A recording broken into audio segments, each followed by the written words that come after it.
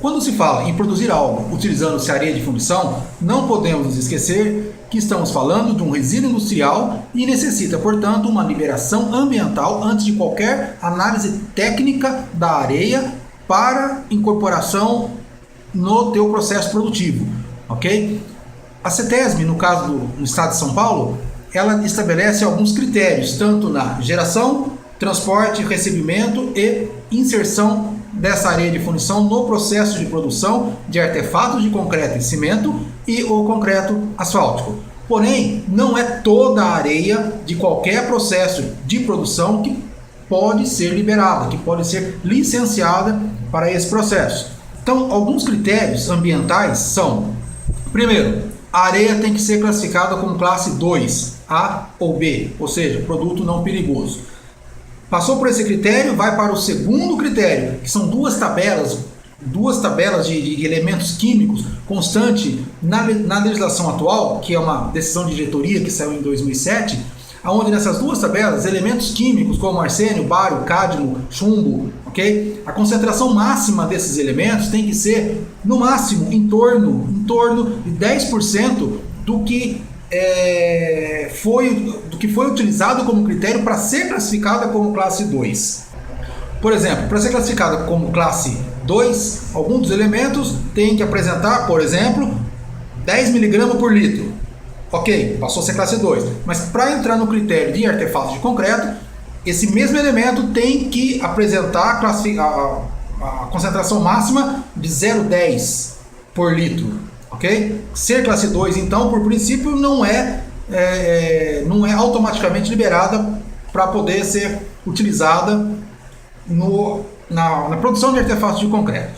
Uma vez que passou por essas duas tabelas, são dois tipos de análise que é feito, ele está então passível de liberação ambiental para a produção de concreto asfáltico.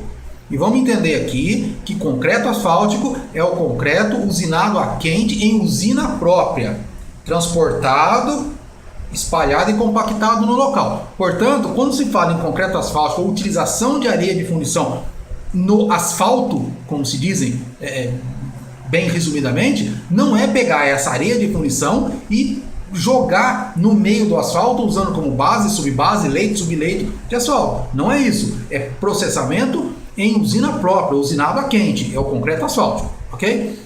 Mas se você quer ainda fazer o artefato de concreto, que é bloco, piso, pavers, vigotas e tudo mais, precisa ser analisado ainda outro critério, que é um teste, que é uma análise de toxicidade aguda, através da bactéria Vibrofischer.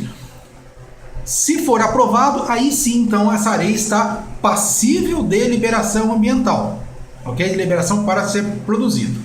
Qual que é a outra parte, então, que está faltando? É a indústria processadora, é quem vai processar esse resíduo, que não deve ser a mesma que a geradora, são unidades separadas, que é chamada de corresponsabilidade. Essa empresa não pode ser simplesmente uma empresa de bloco comum. Tá? Uma empresa de bloco comum ela é bastante simples a sua operação, a sua liberação ambiental. Os agregados podem ficar a céu aberto, o chão não precisa ser impermeabilizado e tantos outros critérios. Okay?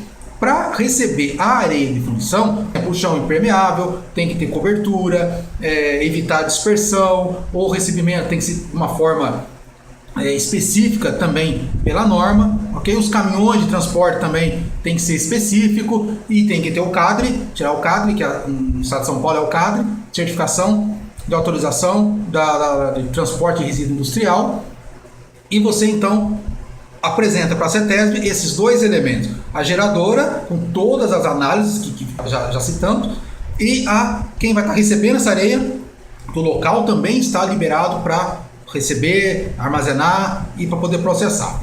O detalhe é que quando essa areia chega no pátio da empresa processadora e está lá dentro do seu silo fechado ou uma baia coberta com o chão impermeabilizado, o proprietário dessa areia ainda é a geradora, tá? Ou a responsabilidade dessa areia ainda é a geradora, ele ainda é um passivo ambiental gerado pela indústria de fundição. A partir do momento que essa empresa processadora pega essa areia, incorpora ela no processo produtivo e sai um bloco, um tijolo, um paver, uma telha, uma vigota, deixou de ser areia, ele passou a ser parte integrante do concreto. Desse momento em diante, não existe mais responsabilidade da indústria geradora. Tanto que quem está processando deve emitir um documento para a geradora informando a quantidade de areia que foi recebida e no que foi transformado, em peso, em quantidade, justificando, fechando essa conta. Tá? 1.000 toneladas de areia virou 1 milhão de blocos, portanto, acabou o passivo ambiental.